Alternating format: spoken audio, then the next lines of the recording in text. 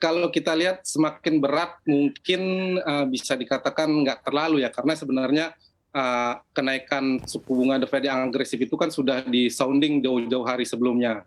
Hanya saja mungkin saat ini kenaikannya menjadi prediksinya itu jadi 100 basis point ya di bulan ini. Jadi, itu sebenarnya juga tidak terlalu mengejutkan ya, terlihat juga dengan pergerakan rupiah yang tidak melemah, cukup tajam gitu. Di hari ini pelemahannya hanya 0,03% saja masih di bawah 15.000 gitu. Jadi memang sebelumnya The Fed sudah mengatakan kalau misalnya akan all out atau melakukan segala cara guna menurunkan inflasi kayak gitu. Jadi kenaikan suku bunga yang lebih agresif ini sebenarnya tidak terlalu mengagetkan sih melihat statement The Fed sebelumnya. Baik, 100 basis point berarti dilihat tidak terlalu mengagetkan begitu ya jika Ya. memang The Fed ini akan menaikkan suku bunga setinggi itu. Lantas bagaimana dampaknya untuk pasar keuangan di RI, Mas Putu? Ya, dampaknya saya rasa masih akan sama ya, kemungkinan masih akan terjadi capital outflow dari pasar SBN, kemudian di pasar saham saya rasa mungkin pergerakannya masih akan volatile, tidak akan terus-menerus mengalami penurunan, itu kadang-kadang akan mengalami kenaikan. Kita juga akan melihat bagaimana pergerakan dari bursa saham Amerika Serikat yang merespon kenaikan suku bunga The Fed. Karena kalau kita lihat kenaikan suku bunga ini sebenarnya jangan dilihat dari satu sisi saja. Kalau misalnya suku bunga dinaikkan secara agresif, memang akan terjadi resesi begitu di Amerika Serikat.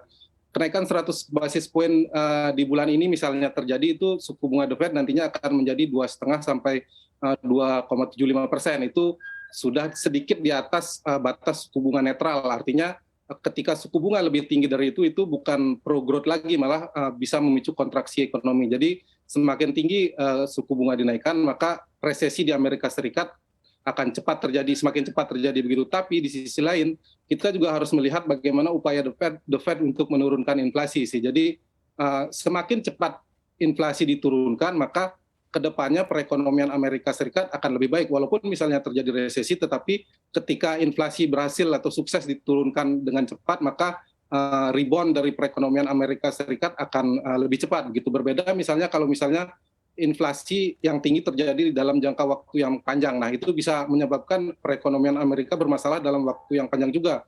Ada kemungkinan resesi yang lebih lama. Jadi kenaikan suku bunga yang agresif ini harus dilihat dari dua sisi sih. Dalam jangka pendek mungkin akan memberikan shock ke pasar finansial ya. Tapi kedepannya akan bagus kalau misalnya inflasi berhasil diturunkan gitu sih.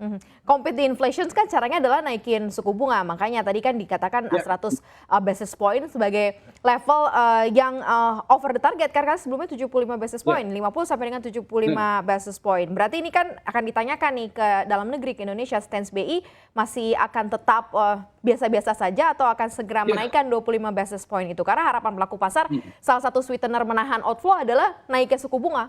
Mas Putu, ini seperti apa nih Anda melihatnya? Ya, kalau kita lihat stance BI saya rasa masih tidak akan berubah ya, masih tetap akan melihat bagaimana inflasi inti terlebih dahulu, karena BI saya rasa saat ini masih condong ke pertumbuhan ekonomi kayak gitu. Jadi ketika suku bunga bisa ditahan lebih lama, maka pertumbuhan ekonomi lebih terpacu kayak gitu. Apalagi kita melihat misalnya pergerakan pasar saat ini tidak ada dampak signifikan meski ada perubahan probabilitas kenaikan suku bunga 100 basis point. Rupiah masih ya walaupun melemah cukup sangat kecil, kemudian IHSG malah hari ini berbalik menguat ya, sempat turun kemudian berbalik menguat. Jadi tidak ada gejolak yang berlebihan sih sebenarnya di pasar dalam negeri. Itu saya rasa belum akan merubah stance BI sih. BI masih akan melihat bagaimana inflasi inti dan bagaimana capital outflow ke depannya dan pergerakan nilai tukar rupiah untuk menentukan kapan waktunya menaikkan suku bunga. Oke, berarti dapat dikatakan kondisi mendekati Rp15.000 itu dapat dikatakan masih kondisi yang aman, Mas?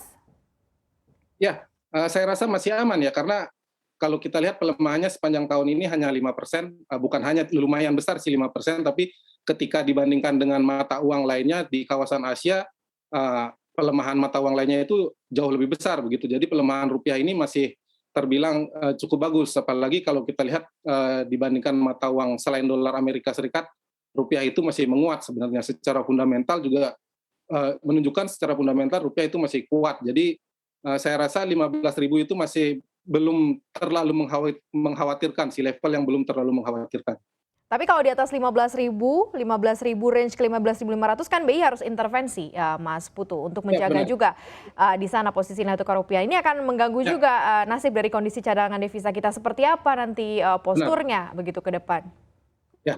Ya, saya rasa BI sudah melakukan intervensi yang sejak rupiah menyentuh 15.000. Kalau saya lihat hari ini pergerakan rupiah di pasar NDF non-deliverable forward itu sebenarnya sudah di atas 15.000 begitu. Tapi itu bahkan di semua tenor, mulai tenor satu pekan itu sudah di atas 15.000 pergerakan rupiah di pasar NDF.